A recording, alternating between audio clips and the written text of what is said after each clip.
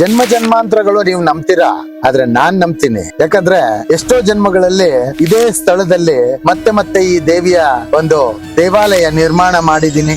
ಅದಕ್ಕೆ ನನ್ನ ಹತ್ರ ಸಾಕಷ್ಟು ಅನುಭವಗಳಿದಾವೆ. ಇಲ್ಲಿ ನಾನು ಮತ್ತೆ ಈ ಜನ್ಮದಲ್ಲಿ ನನಗೆ ಯಾವ್ದೂ ಸಂಬಂಧ ಇಲ್ದೇ ಇರುವಂತ ಈ ಒಂದು ಸ್ಥಳಕ್ಕೆ ಬಂದು ಮತ್ತೆ ಇದೆಲ್ಲ ನಾನು ಮಾಡ್ತಿದ್ದೀನಿ ಅಂದ್ರೆ ಅದು ನನಗೆ ಕೆಲವೊಂದು ಸರಿ ಪ್ರಾಕ್ಟಿಕಲ್ ಆಗಿ ಯೋಚನೆ ಮಾಡಿದಾಗ ಆಶ್ಚರ್ಯ ಆಗತ್ತೆ. ಆದ್ರೆ ಜನ್ಮಾಂತರಗಳಲ್ಲಿ ನಾನು ಹೋಗಿ ನೋಡ್ಕೊಂಡಾಗ ನನ್ನ ಅನುಭವಗಳು ಎಷ್ಟು ಚೆನ್ನಾಗಿರುತ್ತೆ ಅಂದ್ರೆ ಅದಷ್ಟು ಚೆನ್ನಾಗಿರುತ್ತೆ. ಅದ್ರಲ್ಲೂ ಯಾರೂ ಕೂಡ ಒಂದೇ ಜನ್ಮದಲ್ಲಿ 5 ಶಕ್ತಿ ದೇವತೆಯರನ್ನ ಕರ್ದು ಕುಂಡ್ರಿಸೋಕ್ ಆಗೋದಿಲ್ಲ. ಒಂದೇ ಗರ್ಭಗುಡಿಯಲ್ಲಿ ನಾನ್ ಕುಂಡ್ರಿಸಿದೀನಿ. ನೀವು ಬಂದು ನೋಡಿ ಸಾಕ್ಷಿ ಆಗ್ಬೋದು. ಆ ಒಂದು ಭದ್ರಕಾಳಿ ಆಗಿರ್ಬೋದು, ಕಾಮಾಖ್ಯ ದೇವಿ ಆಗಿರ್ಬೋದು, ಮಹಾಲಕ್ಷ್ಮಿ ಆಗಿರ್ಬೋದು, ಗಂಗಾದೇವಿ ಆಗಿರ್ಬೋದು, ಶ್ರೀಚಕ್ರ ತ್ರಿಪುರ ಸುಂದರಿ ಆಗಿರ್ಬೋದು. ನೋಡಿ ಆಶ್ಚರ್ಯ ಪಟ್ಬಿಡ್ತೀರಾ.